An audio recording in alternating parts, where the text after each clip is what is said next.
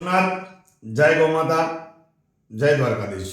હું આપનો અરવિંદ ભારતી ગોસ્વામી આપને જણાવતા ખૂબ આનંદ થાય છે। આજરોજ હું સરેલા ગામે ગૌપાલક ગૌશાળા ટ્રસ્ટમાં જે ચાલતી ગૌશાળા એટલે એમના પ્રમુખ અમારે ભાઈ દિનેશભાઈ કામળિયા અને સમસ્ત ટ્રસ્ટ તેમજ સમસ્ત સરેલા ગામ ગૌશાળાએ જઈને પછી મેં દિનેશભાઈને ઘરે આવી અને ખૂબ રાજીપો વ્યક્ત કરું છું।